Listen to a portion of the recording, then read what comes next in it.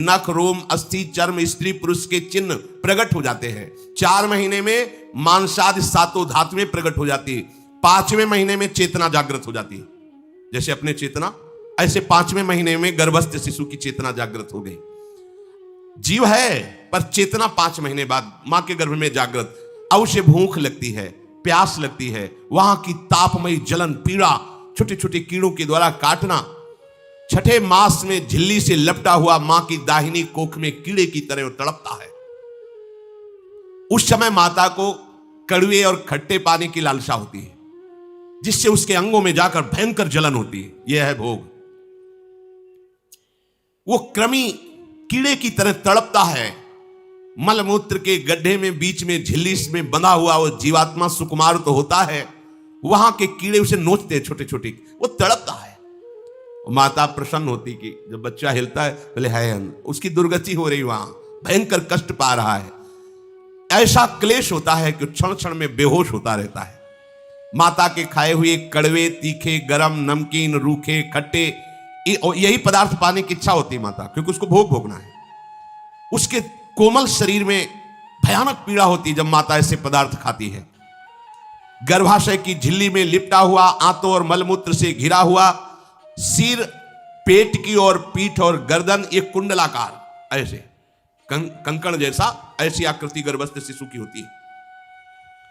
पिंजड़े में बंद पक्षी के समान पराधीन, ना तो वो हिल डुल सकता है ना बोल सकता है, बड़ा असमर्थ दुख को भोग रहा है। चेतना पूरी है।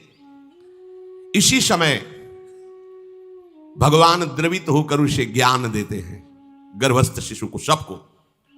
जे उसे ज्ञान होता है तो सैकड़ों जन्म के कुकर्म उसे याद आते हैं, सैकड़ों जन्म के। ओहो, ये मेरे कर्म का ही फल, मैंने ऐसे कर्म किए इसलिए ये दुख भोग रहा हूं। बेचैन हो जाता है, कैसे निपट पाऊंगा, सैकड़ों जन्म के कर्म जमा है।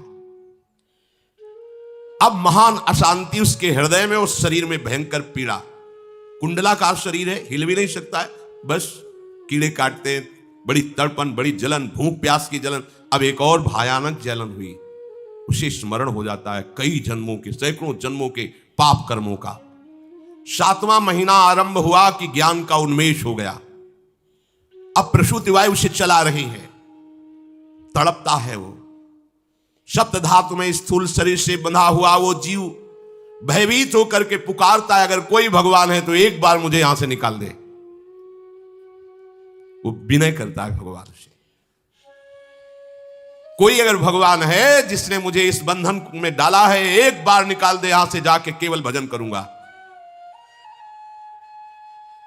जीव कहता, जंतुरुवाच तस्योपशन्नमवितुम जगदिच्छयात् नाना तनोर्भुवि चलच्चरणारविंदम सोहम ब्रजामि शरणम रकुतो भयम में येने दृशी गतिरदर्श सतोनुरूपा।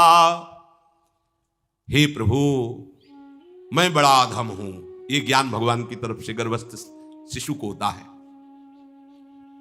देखो, स्वयं वो इतना कष्ट पा रहा है, फिर जब आप गर्भ हत्या करते हैं तो आपका पाप कितना बड़ा होगा, सोचो। सब माताओं से विनय है, संयम से रहो, सावधान रहो। ये हत्या ऐसी नहीं कि तुम्हारे दान पुण्य से क्षमा हो जाएगी। ये जो भ्रूण हत्या है, गर्भ हत्या है, बहुत बड़ा पाप है। आप लोग अज्ञान के कारण इसको ध्यान नहीं देते, इसे खिलवाड़ समझते हो। कितना ज्ञान है। बेटी ही मां है, बेटी ही बहन है, बेटी ही पत्नी बनती है, बेटी ही किसी के जीवन को धारण करने वाली बनती है। और आपने गर्भ में देख लिया बेटी है, तुम स्वयं मां होकर उसका साथ दे रहे हो, उसका नष्ट करने के लिए। हमारी तो बात ही समझ में नहीं आती, क्या बुद्धि भ्रष्ट हो गई। अगर पुरुष का इतना महत्व है तो बेटियां ना हो तो तुम्हारी कौन सी गति होगी, सोचो जरा। जीना मुश्किल हो जाएगा तुम्हारा। तुम पुरुष किस काम के रह जाओगे। तुम्हारा अर्धांग काट दिया जाए तो तुम कैसे होगे। ये स्त्री स्वरूप अर्धांग है। जिस घर में एक मां बहन नहीं है, स्त्री स्वरूप नहीं, स्मशान जैसा वो होता है। ध्यान दीजिए, ये बहुत बड़ी गलती है जो अपनी बेटियों की हत्या करते हैं। ये वो पाप है जो अक्षम्य अपराध है। स्त्री हत्या करना शास्त्रों में बहुत बड़ा पाप कहा गया है। फिर वो तो बच्चा है, बिल्कुल नहीं। जिनसे हो गया है, श्रीमद् भागवत का सप्ताह मूल संस्कृत से सुनो, और भगवान से प्रायश्चित प्रार्थना करो कि हे नाथ, भूल से गलती हो गई, दूसरा कोई उपाय नहीं। ध्यान से समझ लीजिए, तुम्हारे भ्रूण हत्या गर्भ हत्या के पाप को नष्ट करने में एकमात्र श्रीमद् भागवत समर्थ है, दूसरा कोई नहीं। कोई दान पुण्य तीर्थ स्नान तुम्हें क्षमा नहीं कर पाएगा। यह ऐसा महापाप है। अगर हृदय में जलन करके और मूल संस्कृत के द्वारा पूरी 7 दिन में भागवत श्रवण की जाए नियम से, तो भागवत समर्थ है, इस हत्या के पाप से भी आपको मुक्त कर देगी। जिनके ऐसे हत्या हो गई हो करवा लो, नहीं तो बुद्धि आगे भ्रष्ट करके तुम्हें हरि गुरु से विमुख कर देगा। ये पाप ऐसा नहीं कि तुम्हें 2-4 माला घुमाने से क्षमा हो जाएगा। ये महत अपराध है।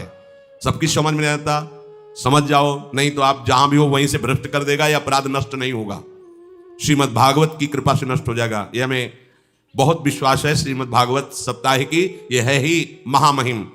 प्रेत योनि को प्राप्त धुंधकारी को सीधे भगवत पार्षद स्वरूप देकर परम पद में आरूढ़ कर दिया। केवल 7 दिन की मूल संस्कृत एक भी श्लोक नहीं छूटना चाहिए। अगर सप्ताहिकी का पारायण हो तो इस भ्रूण हत्या गर्भ हत्या से भी निवृत्ति मिल जाए।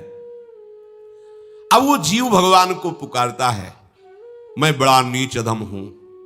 आहा, भगवान आपने जो मुझे गति दिखाई है तो मेरे कर्म के अनुसार ही है, आपका इसमें कोई दोष नहीं।